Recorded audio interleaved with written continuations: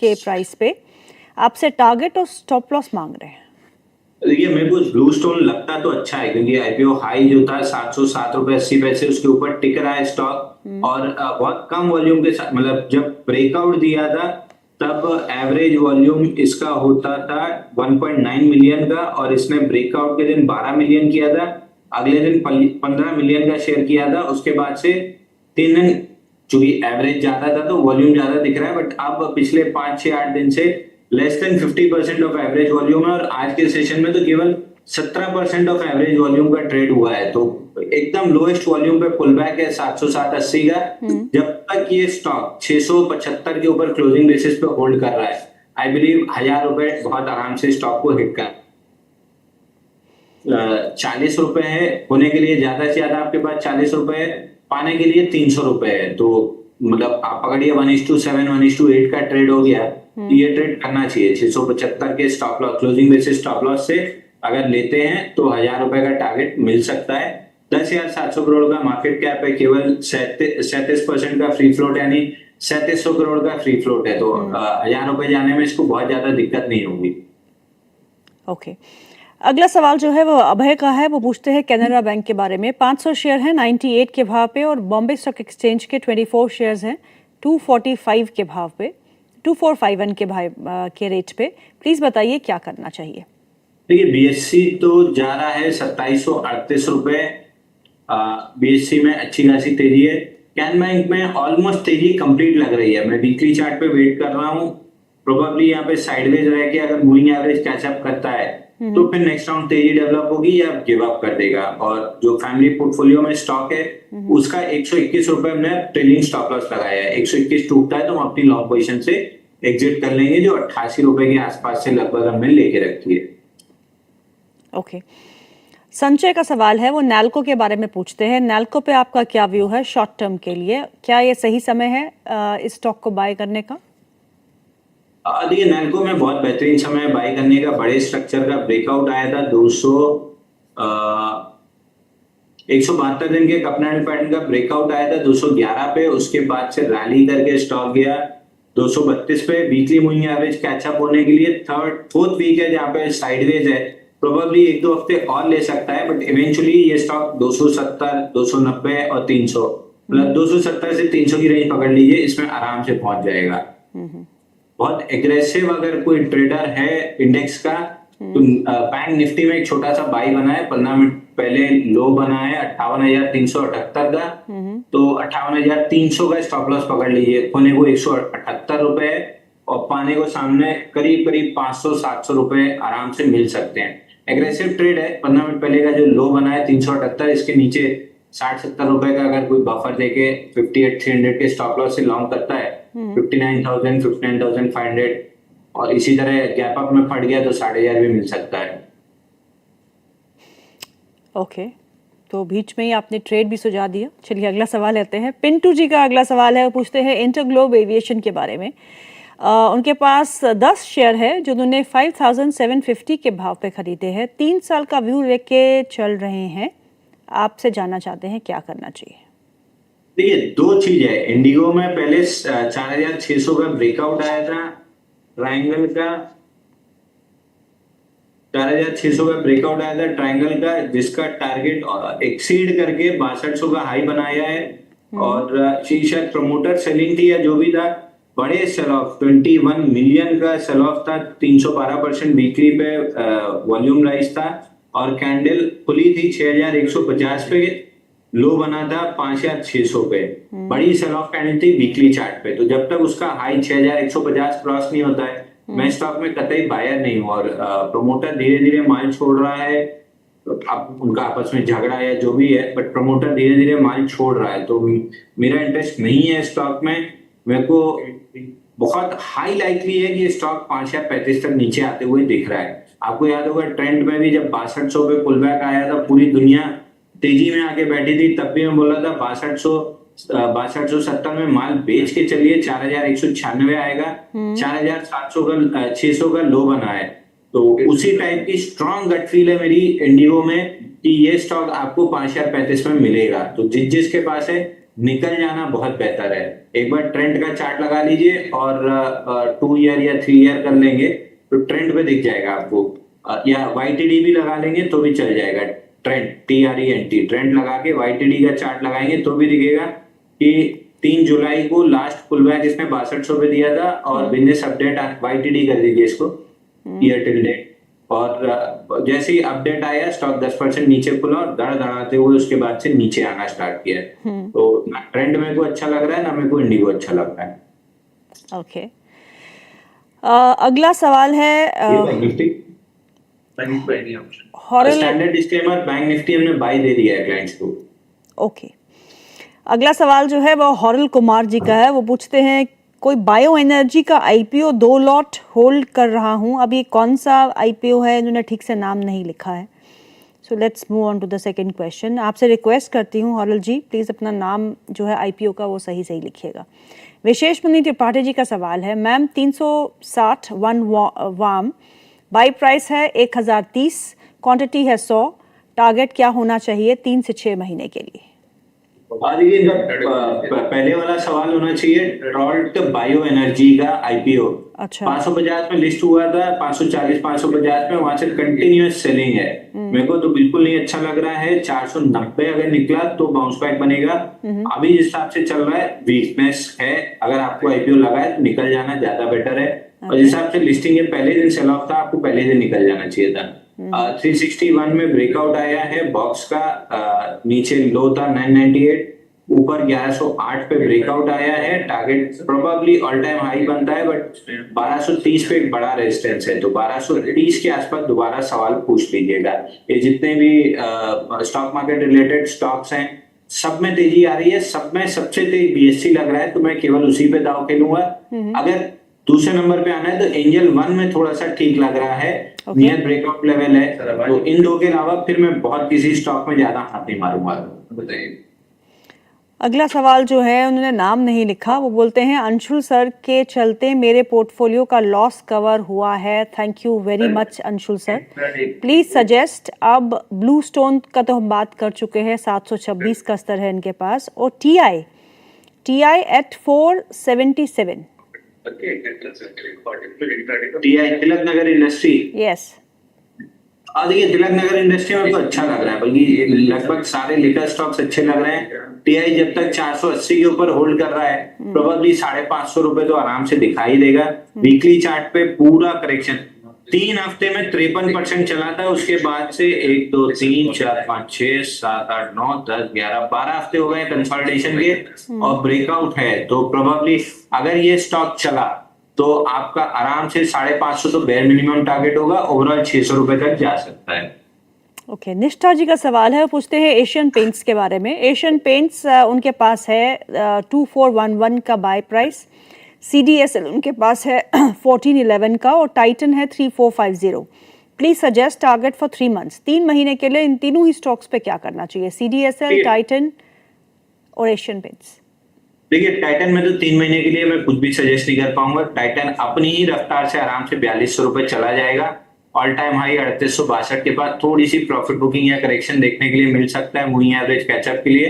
But जिस आपका pattern है, जिस दिन 3862 या ऑल टाइम हाई के ऊपर ब्रेकआउट देगा, 10% का कम से कम एक्सटेंशन 4200 रुपए मिल जाएगा। तो टाइटन में समय अवधि में नहीं बांधूंगा, टाइटन को छोड़ दूंगा। आराम से जब 4200 आएगा तब दोबारा इसको रिव्यू करूंगा। CDSL में 1621 का मेजर रेजिस्टेंस है, वहीं पे चल रहा है। 361 जैसा ये भी बॉक्स बनाया है। अगर ब्रेकआउट मिलता है 1622 का तो आप मान के चलिए कि 1851 तक आराम से जा सकता है। लास्ट बचा एशियन पेंट्स। अब नेक्स्ट टाइम जब भी 2570 के ऊपर निकलेगा 2732 तक आराम से निकल जाएगा। तो लॉन्ग अगर है तो आराम से बने रहिए। अब ये 3 महीने के पहले जिस आपका चार्ट पैटर्न है, प्रोबेबली 3 महीने में 2570 का ब्रेकआउट लेके 2732 निकल जाना चाहिए। पर रिजल्ट में कुछ गड़बड़ ना करे, मेरे हिसाब से रिजल्ट ठीक आना चाहिए। क्रूड में भी ठीक ठाक गिरावट है, बॉटम लाइन पे पॉजिटिव इंपैक्ट होना चाहिए। संचय जी का सवाल है, वो पूछते हैं मॉस्ट्रिप में पोल एंड फ्लैग पैटर्न बन रहा है, what to do, I have bought है 280 रुपीज। देखिए पोल एंड फ्लैग पैटर्न जरूर है, लेकिन आइडियल स्ट्रक्चर नहीं है, वॉल्यूम ठीक है बट स्ट्रक्चर आइडियल नहीं है। मैं अभी बहुत जल्दी इसमें कोई काम करना पसंद नहीं करूंगा, कम से कम, क्योंकि एटीआर एक्सटेंशन कहने का एब्जॉर्प्शन अभी पूरा नहीं हुआ है। और 3 दिन से जो मेजर रेजिस्टेंस है 279.65, पिछले 5 में से लगभग पांचों ही सेशन अगर पकड़ लीजिए 19-20 उसके आसपास से ही रिजेक्ट हुआ है। तो 280 285 इस जोन के ऊपर अगर क्लोज करता है तो फिर मैं मॉस्चिप में इंटरेस्टेड रहूंगा, नहीं तो ये फेलियर स्टॉक को 238 तक अगर ले गई तो मेरे को कोई बहुत सरप्राइज नहीं होगा। बट 20 डे मूविंग एवरेज 260 पे मेजर सपोर्ट है, निकलता है तो 238 तक नीचे आ सकता है। ओके, अगला सवाल है हर्षप्रीत कौर का। वो पूछते हैं ग्रीन पावर के बारे में। आई हैव ग्रीन पावर, जो उन्होंने 19.50 रुपए में खरीदा है, लॉस हो रहा है, अब क्या करूं? देखिए ग्रीन पावर में ब्रेकआउट आया है, ऊपर में 15.5 रुपए तक जा सकता है, 15.5 आने पे दोबारा सवाल पूछिएगा। ओके, तो उन्हें होल्ड करना है फिलहाल के लिए, राइट? जी। ओके, मयंक का सवाल है। वो पूछते हैं एशियन टाइल्स के बारे में। 75 रुपए का बाई प्राइस है एंड टाटा पावर 450 का बाइंग प्राइस है, दोनों में क्या करना है?